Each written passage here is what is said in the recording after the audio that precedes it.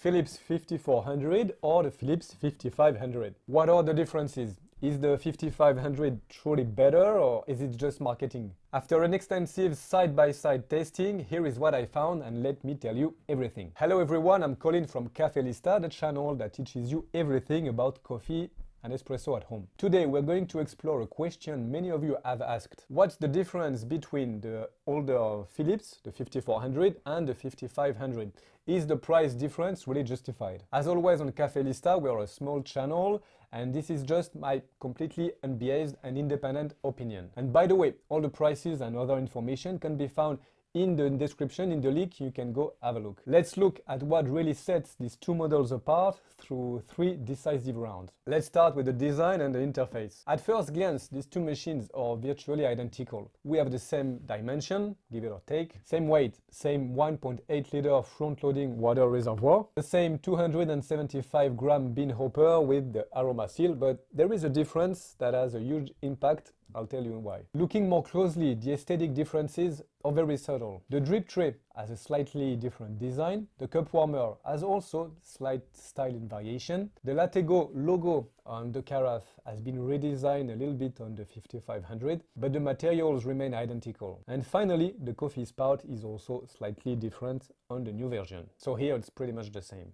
The interface similarities continues. Both machines have a very similar display. The touch buttons are placed in almost the same position on both models. We also have the same grind coffee bypass chute on both machines. And finally, both offer 4 users profile plus a guest profile. So the only difference here is the beep sound during interaction. It's a little bit different, but again, there is no real impact on the use.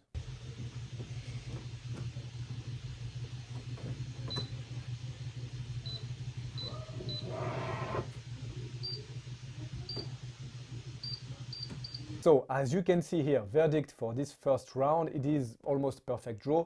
Those two machines are pretty much the same. For design and interface, these machines are twins with a few cosmetic differences, nothing that justifies a price difference. And by the way, if you want to learn how to properly set up your bean-to-cup machine, and it's particularly important with those models, I've created a free guide, 5 steps to set up your machine. You can find the link in the description. You can go check it out. Let's go to round number 2, coffee performance and the milk drinks. And this is where things get really interesting. Both machines share the same technical core, 12 position ceramic grinder. We have the same type of pump, the same LatteGo milk system. So what's the difference? Well, the first major difference, the 5400 offers 12 recipes, while the new model 5500 offers 20. Where do these 8 additional drinks come from?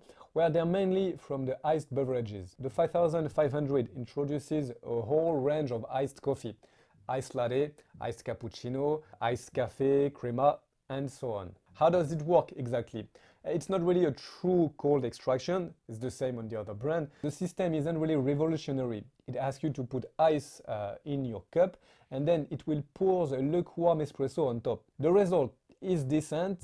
The espresso has the tendency, of course, to melt some of the ice cube, which slightly dilutes the coffee. So it's not a true cold extraction system, but it works fine in summer, for example. The extra shot function is also present on both models and works exactly the same way. It's an option that adds a ristretto shot that intensifies your drink without adding bitterness. So on both machines, it does a pretty good job and it could be important. Last important technical point, the QuickStart function on the 5500. Unlike the previous version where you need to turn on the machine, wait like 1 minute for the machine to heat up and rinse, the 5500 lets you choose your drink immediately after turning it on. The machine then heats specifically for that drink, saving you a few seconds in the morning. What I really appreciate about those machines is the simplicity and the speed of use. The espresso, yes, can be a bit light and the milk foam sometimes lacks texture. But those models, I think, are the ideal coffee machine for a family in that price range. And for that, both models excel. The verdict on this second round, significant advantage on the 5500. The iced coffee and the QuickStart are an interesting addition and the easily accessible extra shot really makes a difference for fans of stronger coffee. Let's move to round number 3, the noise, the maintenance. And this is perhaps the most striking difference between the two machines. I measured the noise level during grinding, so with the Philips 5400, listen to that.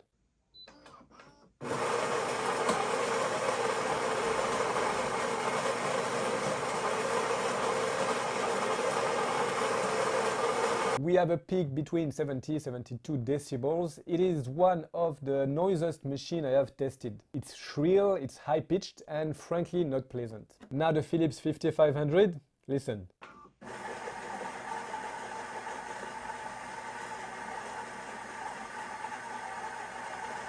So we have a peak around 60 decibels. This difference of 10 decibels might seem modest on paper, but it's quite huge. The 5500 incorporates what they call the SilentBrew. It's a patented technology with the sound insulation, and they also really worked on the bean hopper. So it does make a difference. There is here a real difference between those two machines. If you make a coffee early in the morning while someone is asleep in your house, or if you work in an open office, for example, where noise is important and disruptive, this difference could be crucial. Keep in mind that the pump still makes some noise, but still, there is a big difference between the machines. Now you might wonder, for maintenance, well, both machines are similar. They're using the same AquaClean system that will help you not to descale your machine too often. The LatteGo system is also identical. It's the same, 2 pieces without tubes. You can clean that in 10 seconds under the tap or in the dishwasher. For both machines, the brewing unit can be removed and should be cleaned once a week.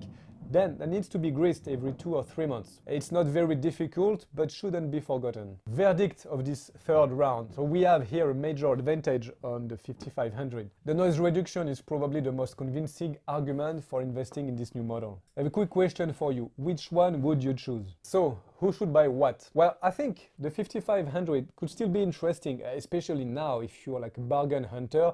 You might be able to find this model on sale. If you primarily drink classic coffee and no need for the iced coffee, that also could still be interesting. And of course, if you're not really bothered by the noise. Now, without really a good promotion, I think it really makes sense to go on the 5500. It is great if you are a multi-user household, like a family. Great also if you're sensitive to noise. The SilentBrew system works well. If you like iced coffee, with its limitation, but still you have much more option on this one. But that's not all, and it could be important. There is a third option you might want to consider, also the Philips 4400. It's a little bit less expensive, offers 14 drinks, and it incorporates the SilentBrew technology and the iced also coffee function. This might be also a good value for money. I hope this comparison helped you clarify things between those two machines.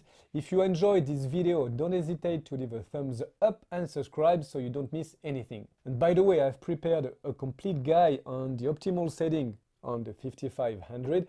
If you don't want to miss it, you can again subscribe. Thanks for watching. If you liked this video, I'm pretty sure you will love the one that's coming here. If you have any question about this machine, or if you already own one, you can share your experience in the comments. I'll see you soon on Cafe Lista. I hope you have a good day.